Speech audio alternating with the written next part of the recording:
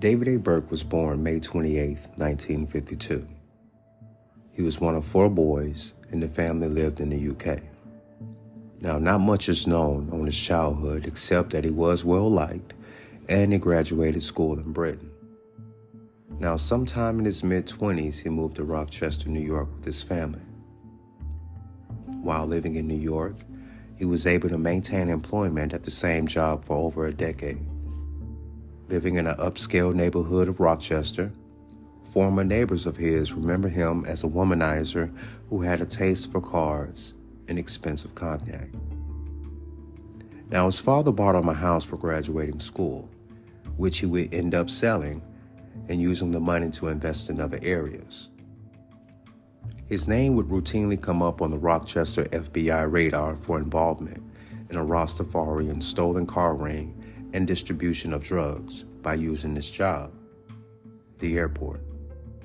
Now, no charges were ever filed regarding the stolen cars or drug trafficking, but there were always red flags, like late night activity at his home, different cars coming and going, never staying longer than a few minutes. Fights with his wife that resulted in police being called because the neighbors can hear her screams for help, or even riding around in the newest Benz with thousands of dollars in his pocket, only to be arrested for petty theft, stealing a $16.30 worth of sirloin steak. Now, at some point in 1986, he wanted to do things differently. He wanted to make a change. He put in the transfer positions, which was lesser pay and located in Southern California. In 1987, in October, his girlfriend at the time filed a restraining order against him for domestic disputes. Now, he did things like strangling her, cutting the wires on her car, slashing her clothes with a knife. Now, in November, things would end permanently between the two. Now, they said that he would become so depressed, he borrowed a gun from a friend. Then things got even more worse for him. He was fired on his job November 19th for theft. Now, let me give you a little breakdown on the theft that he was fired for.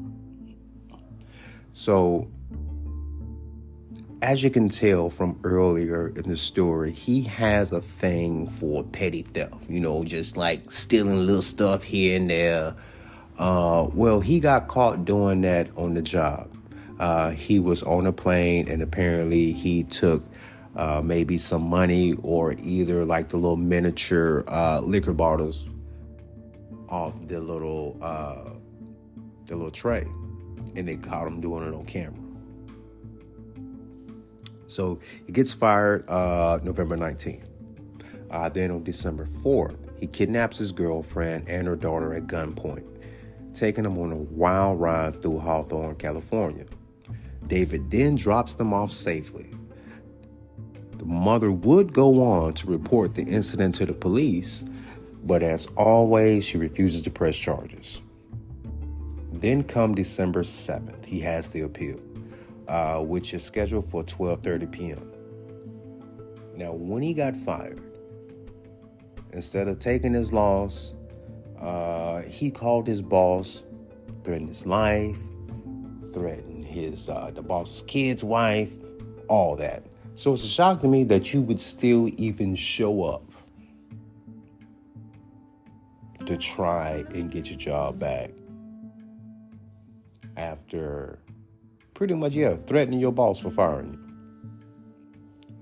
Obviously, because of the things that I named, and there are probably other issues that the boss had, he denied the appeal and he didn't get his job back. Sometime after that appeal, he would end up calling his ex-girlfriend, on and off girlfriend at the time, Jackie. He leaves a message on the voicemail. This is what the voicemail said. Jackie, this is David. I'm on my way to San Francisco, flight 1771. I love you. I really wish I could say more, but I do love you. Then David did the unthinkable. I'm finna try and paint the picture.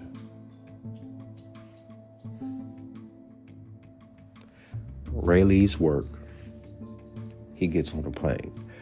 Ray lives in the San Francisco area. So every day he takes a plane from San Francisco to LA for work. It's about an hour flight. So Ray gets on the plane. He's relaxing, chilling, you know. I would imagine he's probably reading a newspaper. Then he looks up and he sees David standing over him. And David has like this slick smile. And Ray probably like, man, David slowly reaches in his jacket pocket, pulls out this note, hands it to Ray. Ray is probably apprehensive, don't know what the hell is going on. Why is this man on my flight? But hey, it's a free country. As Ray takes the letter, David then walks to the lavatory, the bathroom. Ray opens up the little note and he reads it. And it says, "Hi, Ray. I think it's sort of ironical that we end up like this. You see, I asked for some leniency for my family, remember? Well, I got none. And you'll get none." Now, as Ray is probably reading this, like, what the David is in the bathroom. He's already pulled out his gun, made sure it was loaded. I imagine Ray is still looking down at the note in disbelief. And David walks up, raises the gun that he just pulled out in the bathroom to make sure it was loaded, places it a few inches from Ray's face, and boom, kills him. The flight attendant sees it, starts to panic, runs up to the pilot's door. She's knocking on it.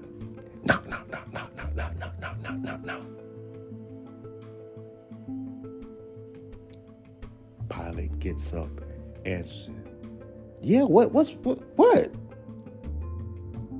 We have a problem. Pilot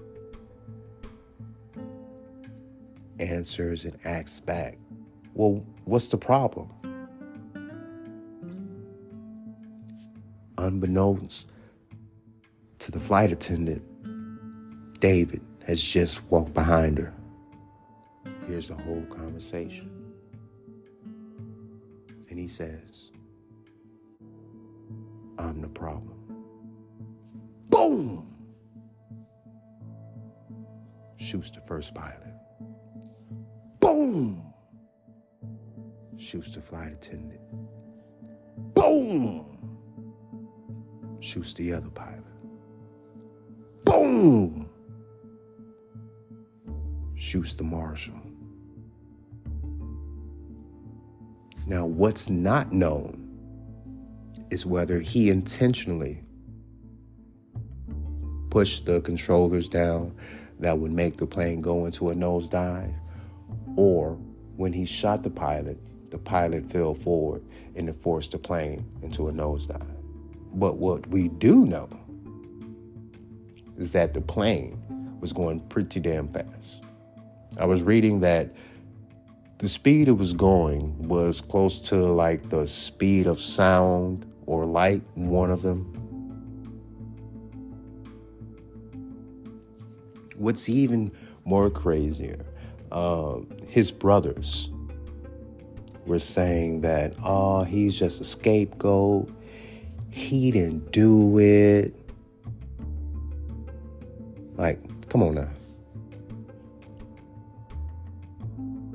Like, you can still love your family and friends after you condemn what they did.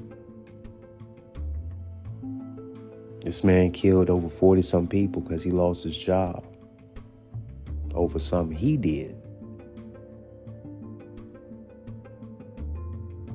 Now, just to talk about the accident, the plane crash more. One, this is not the first time something like this happened. This was also done by a gentleman, I want to say almost maybe 10, 12 years prior. But after this incident, they certainly made some changes involving the FAA, and the airline industries. For example, from now on, if you work for the airport, if you're fired, you have to give over your credentials right then. See, when David was fired, he never returned his credentials. So after that, they were just like, yeah, if you got one of these type of jobs and we let you go, we're going to need everything right now. Also, because you work for the airport, you didn't have to go through the same security measures as the regular people. David was able to get the gun on the plane. He was able to get the gun on the plane because he still had his credentials. He had his credentials, meaning he didn't have to go through the metal detector. So after this plane crash, he was like, yeah, we don't care who he is, baby. Pilot, flight attendant, you coming through this metal detector from now on. We don't even care. Also, Fortune 500 companies decided to change how they fly their executives. Because on this particular flight, it was a major company and they had maybe like 4 of maybe 10 executives killed on that flight. All in one crash. Major people in the top brass, executives, the top of the top, people who make the very last decision, like the top person. Imagine the top person and then the people right below them. All of them die. It was a mad scramble. To the point where now businesses were like, okay, well, we don't want to take no chance of like having all our executives like dying at one time. So we ain't going to put all y'all on one flight. We going to spread y'all out evenly, we can survive if like one of y'all, but if like the 5 people in order, like 1 through 5, to make decision making, and then all y'all die at one time. What we can't. We not doing that no more. Now the total count was 44 people, and that's including David. And people, this may be a little kind of shaky, it's kind of crazy. This is the first episode, and I definitely want to thank you for taking a listen.